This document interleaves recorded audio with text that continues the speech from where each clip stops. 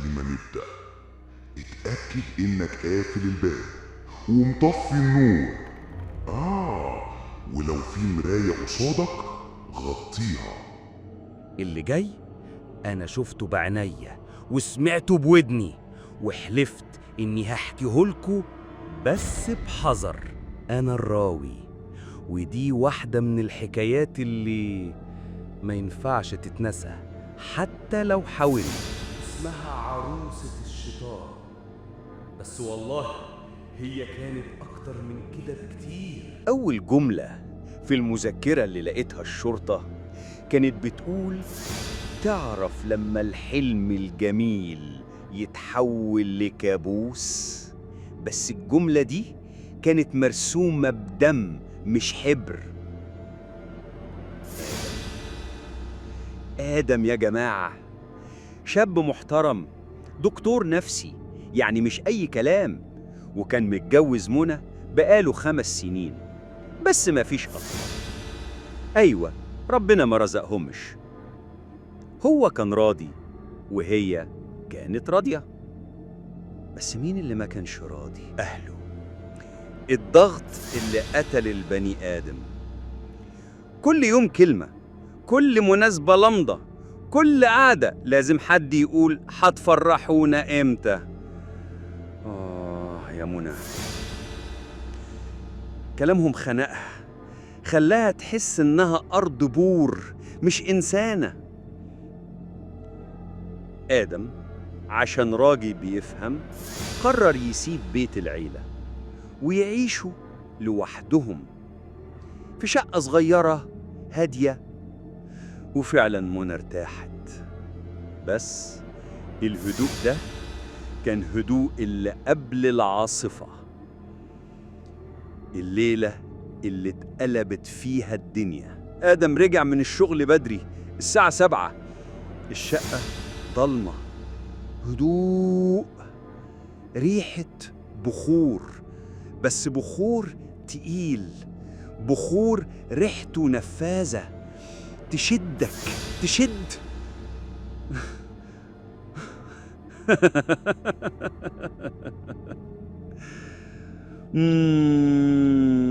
قالك جارتهم كانت بتبخر.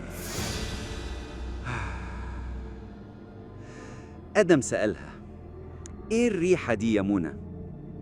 جارتنا كانت بتبخر، هدومي لقطت. بس أنا مش مقتنع. واللي جاي أكد له كل شكوكه. رجعت منى وشها مخطوف، وآدم مش ساكت المرة دي. قال لها: كنت فين يا منى؟ أنا أسفة يا آدم، كنت عند جارتنا، خدتني الواحدة دجالة وقالت لي إني معمول لي عمل. يا آدم، المصيبة مش في إنك تروح لدجالة، المصيبة إنك تروح وتكذب على جوزك اللي كان ظهرك وسندك. آدم وهو بيموت من جواه خدها ووداها عند أهلها وسابها هناك، وساب معاها نص قلبه. بس ساعتها ما كانش يعرف إن ده أكبر غلطة ارتكبها في حياته. كان بيصرخ كل لحظة: رجعها! وفي اليوم السابع جاله التليفون اللي خلى كل حاجة تتقلب. آدم، منى مش كويسة، مش بتاكل، مش بتتكلم، وبالليل بتصرخ. يا آدم، ليه بتوصلنا دايما لآخر لحظة؟ ليه لما الحياة بتنهار بنفتكر إن اللي بينا كان يستاهل نحافظ عليه؟ آدم يروح لأهلها والمشرد اللي يوقف القلب. آدم جري طلع عند أهلها، وقبل ما يدخل سمع الصراخ، بس مش صراخ ست، ده صوت وحش، حاجة خارجة من منى بس مش منى. كسر الباب، دخل الأوضة وشاف منى قاعدة على السرير، وشها باهت، عينيها سودة، جسمها عليه علامات تعذيب، وهي بصاله بعيون مش عيونها، قرب منها، حضنها، بس أول ما لمسها رجعت لورا وكشفت له دراعها. يا ناس، كان عليه حروق كأن حد كب عليها مية نار، كأنها خارجة من حرب. آدم خدها وجرى بيها لدكتورة معرفة، كشفوا عليها والدكتورة قالت له بالحرف جسمها سليم 100%، ولا خدش واحد. اللي جوه مراته مش حاجة دنيوية أصلاً. رجعوا البيت، آدم كان شاري هدية، سلسلة فضة فيها مصحف صغير، كان ناوي يديها لها لما الدنيا تهدى. لبسها السلسلة قدام المراية وابتسمت، بس بعد ثانيتين وشها اتقلب، بقت بتصرخ، بتشد في السلسلة كأنها بتتحرق منها. شيلها شيلها! صوتها اتغير، بقى تخين مجلجل. الهوا جوه الشقة قلب زوبعة، الشبابيك فتحت واتقفلت، وأنا كراوي كنت حاسس إن الهوا خارج من الشاشة ويشدني معاهم. آدم بص في المراية، لقى نفسه واقف وراها، بس في حد تاني وراه واقف ساند على كتفه، بس مش باين، بس انعكاسه باين وبيضحك له. منى ما كانتش بتبص على آدم، كانت بتبص على اللي ورا آدم، اللي في المراية، اللي مش المفروض يبقى هناك أصلاً. الصوت من عالم تاني: دي مش مراتك يا آدم، دي مراتي أنا، ابعد عنها أحسن لك. يا خبري، الصوت ده دخل جوه عقل آدم زي مسمار بيفرم دماغه. آدم بص وراه، مفيش حد، بس الصوت لسه بيتكرر. استعاذ بالله، والنور رجع. منى واقفة بس طبيعية، والسلسلة اختفت. مش بس كده، العلبة اللي كانت فيها السلسلة رجعت مكانها كأن مفيش حاجة حصلت. نوم؟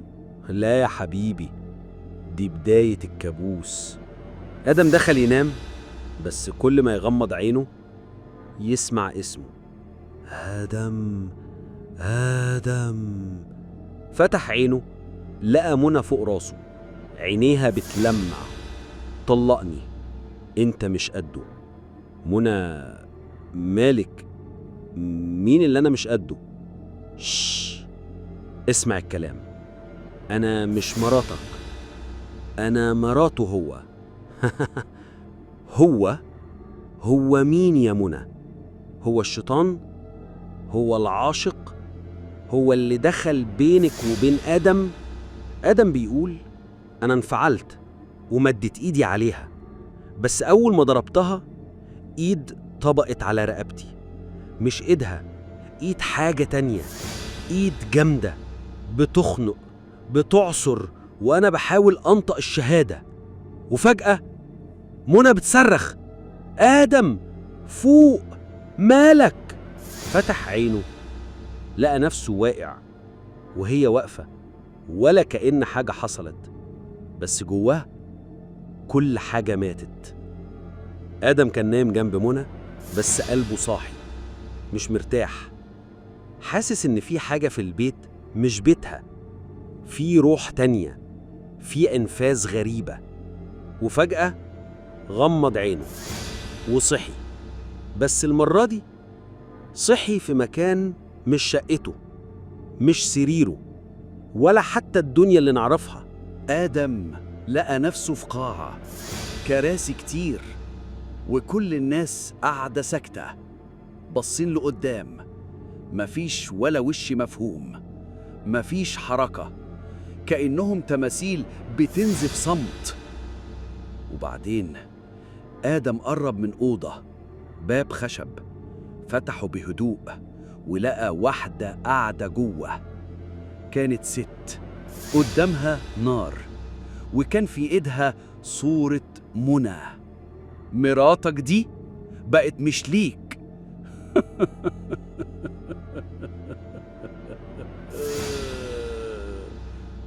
انت فاكر نفسك هتكمل معاها؟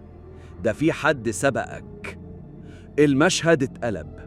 آدم فجأة لقى نفسه واقف جواه كهف، والأرض نار تحت رجله. وفي آخر الكهف كان واقف مسخ بجد، منظر ما يتوصفش. عينيه مش على وشه، صوته مش بيطلع من بقه. ابعد عنها يا آدم، منى بقت مراتي، منى مش ليك. آدم وقف مكانه وقال له بصوت بيترعش: منى مراتي أنا، مش مراتك. لو قلت كده تاني هتموت. آدم صحى من النوم، بس قلبه مصحاش. قلبه كان في الكهف واقف مع المسخ وبيصرخ. من ساعتها آدم بقى مش طايق يعيش، حاسس إنه تايه، مش عارف هي دي منى ولا صورة منها ولا حاجة تانية خالص. راح لأهله يحكي لهم، يمكن يلاقوا له حل. لكن اللي قابله كان محمود بيقول: اللي انت بتحكيه ده فوق العقل. انا ما اقدرش اقول لك مراتك فيها ايه، لكن لازم تروح لحد فاهم. في شيخ في البلد اللي جنبنا الناس بتحلف بيه، بيعالج بالقرآن وبيفك أعمال وبيواجه العاشقين. بس أنا دكتور نفسي يا محمود، أنا مش عايز أدخل السكة دي. أنا بفكر أعرضها على دكتور. وهتقول له إيه؟ إني بشوف انعكاسين في المراية؟ ولا إن مراتي بتتكلم بصوت راجل؟ ده حتى المجانين هيقولوا عليك مجنون. يا محمود كلامك بيخوف، بس هو الحقيقة. طيب بقولك إيه، تعال اتغدى عندي وشوف بنفسك. ماشي، بس لو حصلت حاجة غريبة أنا مش هسكت. ودي كانت الجملة الأخيرة قبل ما البيت يتحول لساحة معركة. محمود يشوف الحقيقة بعينه. محمود وصل، سلم على آدم، دخل، قعد. بس الجو كان تقيل، الحيطان بتحبس النفس، والصمت كان له صوت. منى كانت قاعدة على السرير ساكتة، عينيها في الأرض، بس كل ملامحها سحبة النور من الأوضة. يا ولاد، أنا كنت بتفرج على القصة دي كأني فيها، وكنت بتمنى إن محمود يقوم ويجري قبل ما يحصل اللي حصل. فجأة منى رفعت راسها، بصة لمحمود، مش لآدم، لأ، بصة لمحمود. اطلع بره وابعد عني. الصوت مش صوتها، الصوت كان زي حاجة خارجة من بير. آدم حاول يهديها، يقرب منها، يمسك إيدها، لكنها زقته زقة، مش زقة ست، زقة 10 رجالة مع بعض. وقع على الأرض، اتخبط في الحيطة. اللحظة دي كانت بداية النهاية. العيلة تدخل والرعب يتكلم. آدم نادى على أبوها وأمها، جم جري، واللي شافوه كان أغرب من الخيال. منى بتشتمهم بأقذر ألفاظ ممكن تسمعها، بصوت مش صوتها. الناس واقفة مش قادرة تتنفس، كلهم مسمرين، كأن في حاجة بتمنعهم يتحركوا. وأنا بكتب الكلام ده بحس لساني اتربط. اللي حصل جوه البيت ده ما يتحكيش، يتحس بس، وبتدفع ثمنه بعمرك. في لحظة غضب آدم فقد أعصابه، ضربها بالقلم، كان فاكر إن ده هيفوقها. لكن اللي حصل، إيد خفية طبقت على رقبته، شدته، خنقته. آدم بيقول: كنت بحاول أتنفس، حاسس بنفسي بيخلص، كل حاجة حواليا بتتشقلب. وفجأة منى تصرخ: آدم، فوق يا آدم، مالك؟ صحى، لقى نفسه واقع وهي واقفة. طبيعية. لو اللي جوه منها طبيعي يبقى احنا الشياطين يا خلق الله. النور اتقطع، ضلمة سودة، كأنك دخلت قبر. وبدأ صوت التكسير من المطبخ، كوبايات، اطباق، الزجاج بيقع لوحده، الهوا بيتنفس من الحيطان. أنا كنت سامع اللي بيحصل كأنهم بيكسروا جوه دماغي مش في المطبخ، والناس مش قادرة تتحرك. محمود بيقول أنا شفت الجن بيخرج من عينيها، شفته بيلف حوالين الشيخ بيتخنق وكان هيموت. الشيخ عبد الجواد ما استحملش، خرج يجري، وأول ما الباب اتقفل منى دخلت الأوضة وقفلت من جوه. آدم قاعد على الأرض مش عارف ينطق ولا حتى يعيط، هو مش فاهم هو عايش ولا مات وهو واقف. منى طلعت من الأوضة ماسكة بطنها، مفيش أي توتر، مفيش أثار للي حصل من شوية، العينين بصة باستقرار غريب، وقعدت قدام آدم وقالت بصوت ناعم عندي ليك خبر هيفرحك جدا. أنا ساعتها قلبي وقع، حسيت إنها هتقول حاجة بس عمري ما توقعت اللي سمعته. أنا حامل يا آدم، مبروك هتبقى أب. يا قلب الراوي. آدم سكت، الدنيا كلها سكتت معاه. هو فرح ولا مصدوم ولا مش مصدق، هو نفسه ما كانش عارف. لكن فجأة مجرد ابتسامة بريئة على وش منى بتتحول لابتسامة خبيثة، ابتسامة شيطان. وفجأة الصوت رجع تاني، بس المرة دي مش في ودنه، في دماغه، جواه، بيخبط خبطه وبيقول بصوت تخين وغليظ اوعى تكون فاكر ان ده ابنك يا آدم، ده مش ابنك يا آدم، ده ابني أنا. اللحظة دي كانت نهاية كل منطق في حياة آدم. كل حاجة اتكسرت، العقل اتشل والقلب اتحرق. آدم اتحرك فجأة وهو لسه مش قادر يستوعب، لقى نفسه بيتخبط، بيقع، حاجة زقته ولا هو اللي وقع، الله أعلم. بس اللي عرفه إنه لما فاق كان على الأرض وفي حاجة لزجة على وشه. مد إيده، مسح، بص، دم نازل من مناخيره ومن وشه ومن جواه. يا ساتر يا رب، ده مش كابوس بقى، ده واقع مرعب بيبلعه حي. آدم مسح وشه، قام، قرر، بقى عارف إنه لازم يتصرف. راح الحمام، غسل وشه، لبس ونزل على طول. الساعة كانت 9 بالليل، وجهته الجامع وقلبه بيرتجف. دخل، لقى الشيخ عبد الجواد قاعد بيقرأ قرآن. سلم عليه، قعد قصاده، والشيخ بصله كأنه حاسس. مالك يا آدم؟ أنا محتاجك يا مولانا ضروري. وبدأ يحكي عن كل حاجة حصلت. الشيخ سكت وبعدها قالها بكل ثقة: مراتك عليها مس من الجن وحكايتك مش سهلة. يعني حضرتك متأكد؟ وسؤالي ليك، هل في احتمال إن حد عمل لها عمل؟ أنا مش متأكد، بس وارد. يبقى لازم أعرف بنفسي. أنا هاجي معاك النهاردة وهنقرأ قرآن، وساعتها هنعرف.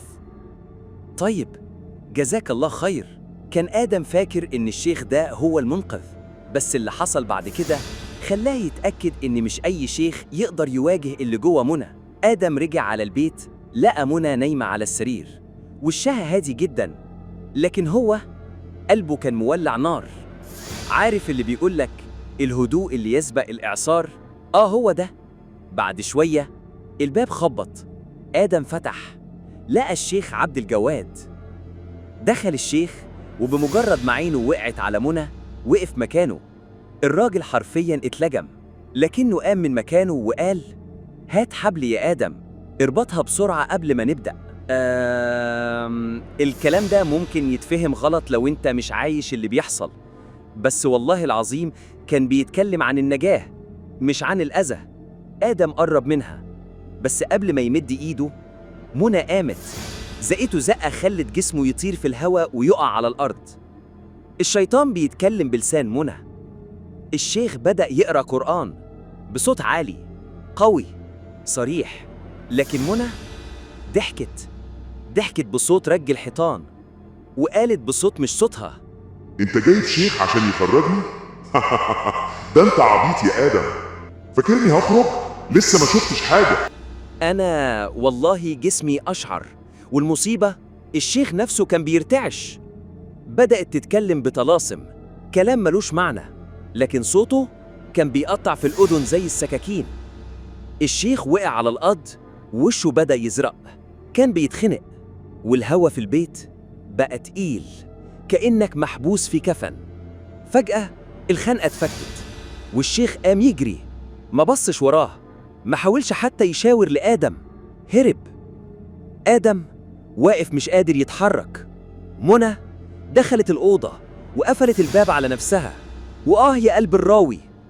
كل حاجة جوه البيت بقت سودة، الحيطان بتبكي والنوافذ بتصرخ، وأنا كراوي كنت حاسس إني هناك، شايف ومش قادر أعمل حاجة. في اللحظة دي محمود حاول يتصل بآدم، لكن مفيش رد. قلق، خاف، حس إنه لازم يتحرك. ركب عربيته وراح على شقة آدم، فضل يخبط لكن مفيش رد. العربية تحت بس البيت ساكت، كأنه بيستعد يبلعك. بلغ الشرطة وصلت، كسرت الباب، والمنظر اللي شافوه مستحيل يتوصف. آدم مرمي على الأرض، جسمه مشوه، جلده محفور فيه طلاسم، دمه ناشف، والريحة ريحة بخور ممزوجة بالموت. منى اتقبض عليها وتحولت القضية لجريمة قتل، وتم إيداعها للتحقيق. محمود دخل الشقة مع أهل آدم علشان يلموا حاجته، وأثناء الترتيب لقى تحت المخدة حجاب. الحجاب ده مش ورقة، الحجاب ده جواز سفر للشيطان. خده وراح للشيخ حمزة. الراجل أول ما شافه قال: ده سحر جلب، سحر بيجلب جن لعشق الست، ولو الست دي متجوزة يا جوزها يطلقها يا تموته. ده مش جن عادي، ده واحد من أولاد إبليس، واللي عمل العمل ده حد دخل أوضة آدم وحط الحجاب بإيده. يعني ممكن تكون أمه أو حد من أهله، ناس عايشين حوالينا بس شايلين جواهم عداوة الشيطان. وفعلا بعد شهور اتقبض على دجالة، ولقوا في بيتها صور لفرح آدم ومنى، وعليها طلاسم مكتوب فيها: العنس، الموت، الفقر، الخراب. ولما سألوها قالت بمنتهى البساطة: أمه هي اللي طلبت مني أعمل كده، كانت عايزاه يطلقها. منى اتحبست والتحقيق شغال، وأم آدم اعترفت. الست شايفة إنها ما عملتش حاجة، بس الحقيقة إنها خلت ابنها يموت بإيد مراته بعد ما تحول لجثة. أنا خلصت الحكاية بس قلبي لسه بيتقطع، لأن دي كانت رسالة من عالم تاني لسه بيطرق على بابك، لأن اللي فيها مش حكاية، دي لعنة. أنا الراوي، وإنت كنت بتسمع قصة عروسة الشيطان. بس اوعى تفتكر إنها خلصت، لأن اللي شبهها لسه بيحصل حوالينا كل يوم.